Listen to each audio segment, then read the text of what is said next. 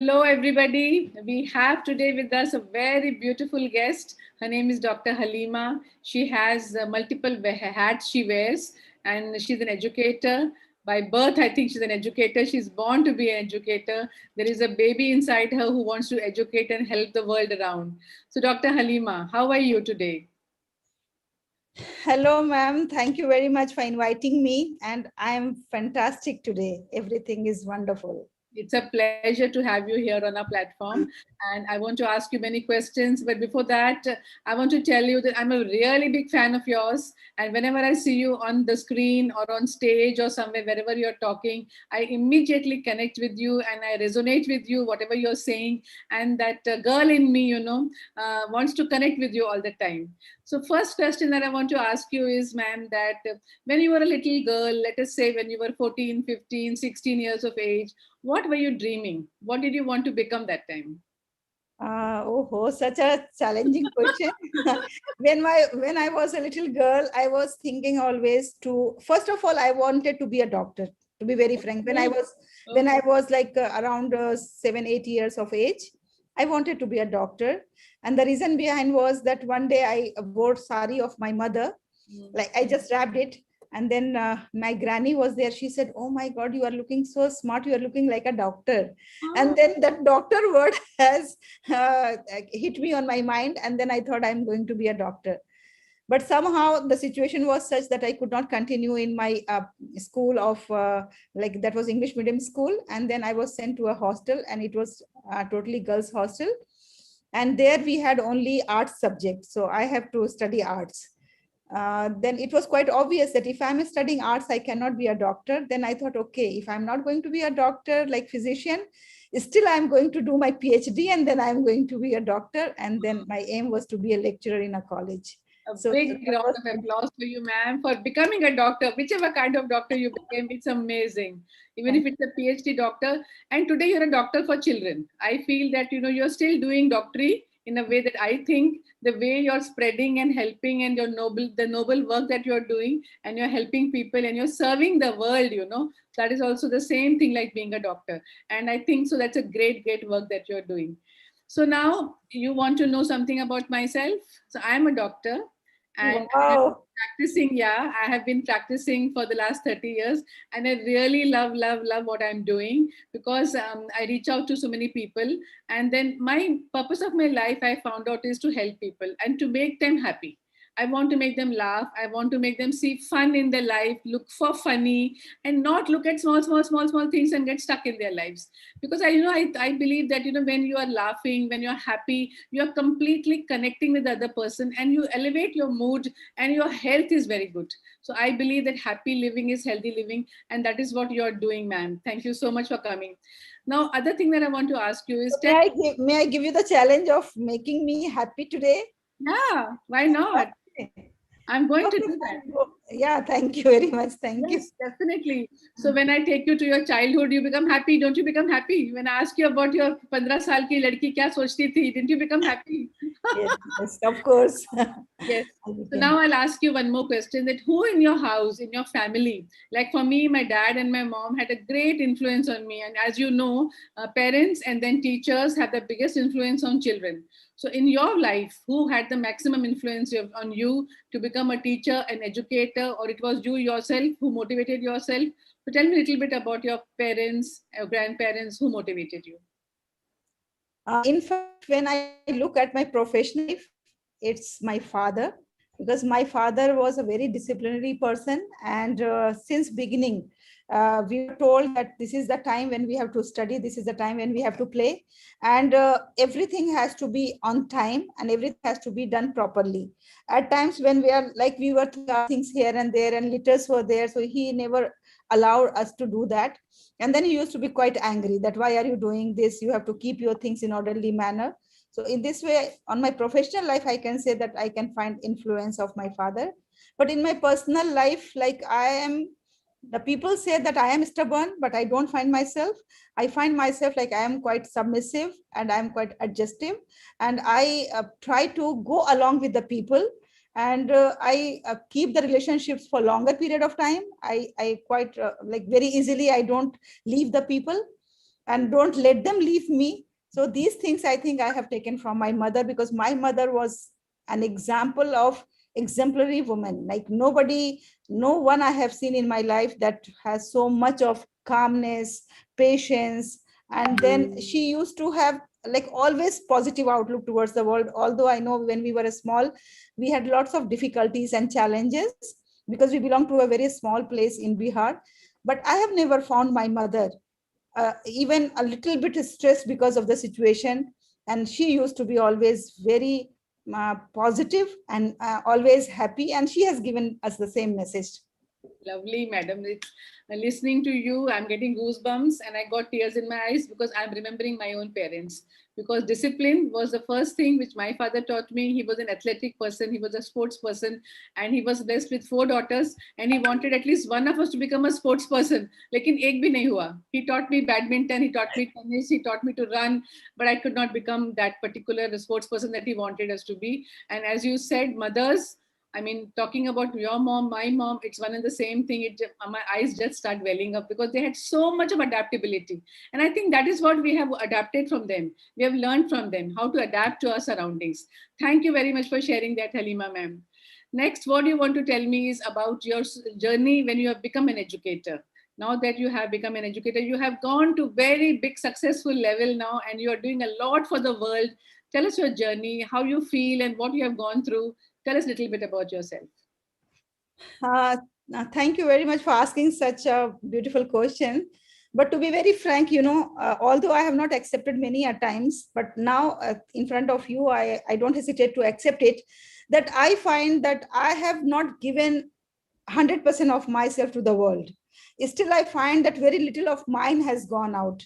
If you want to do something for the society or for the nation, naturally you need the surroundings, you need circumstances, you need the people around you, and you need we can say the platform where you can showcase your talent and you can do the things. Yes, I have tried my level best that whatever I know, if I know any small thing, and if you need that small thing, I would never hesitate to teach you that. That is my nature. Yes. So for that, naturally, I have to learn many, many new skills so that I can go and then I can teach others and I can help them in this way.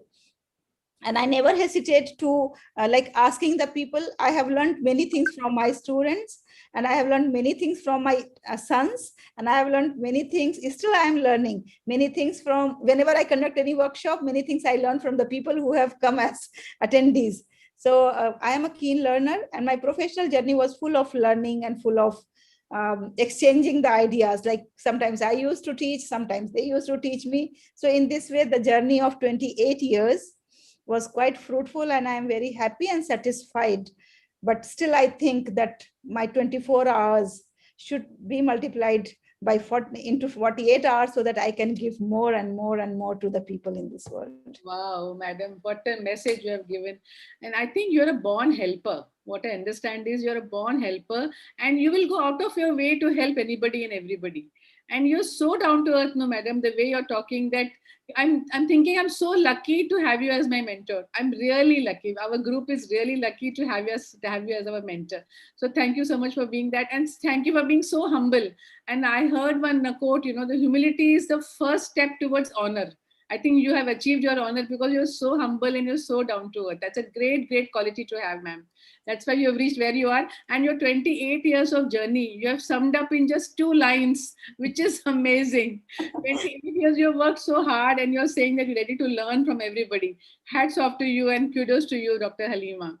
Now, what else you would like to tell us about your present situation, your family? Well, how big are your children? How big are your 2 boys? Like you said, your sons, how old are they? And what are you learning from them? And what are they learning from you? Well, about my family, my both the sons are well settled and they have completed their education. Both of them have done their masters, and now they are working with Singapore in a company in Singapore, and both of them are married. And during lockdown, only during COVID, we have performed this great responsibility of marrying them. Very good. And yes, and from them I'm very satisfied. What I have learned from them is that I used to be like quite a high ambitious person, and then I used to be very short tempered. I found that my sons are very calm, and the way they solve the issues, the way they solve, whether that is their personal issues or whether that is their professional issues. So I just observed them. I said, okay, now this thing had happened, let me see their reaction, how they are going to react on this. Then I found that they are reacting very calmly, as if that kuch hua hi nahi ho. Then I learned, I said, okay, it means that it has to be like that, and now I have to be I have to be little calm, and I have to maintain my peace all the time. Then only the things will improve.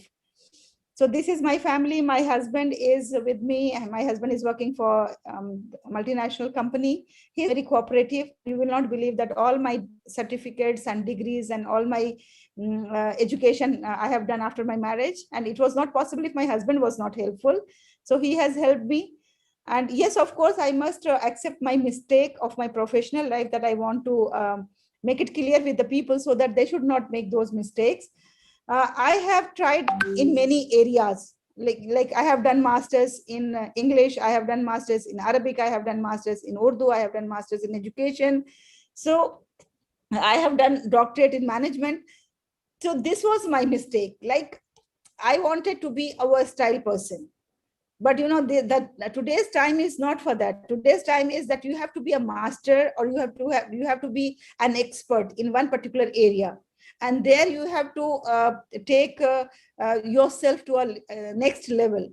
So now those girls who are into into teaching profession, and they want to make a career in this profession, whether at school level or the college level, I always advise them that you have to select your path very wisely. And when you select one path, then as a career you take that path along with you, and maybe as hobby you can take many things.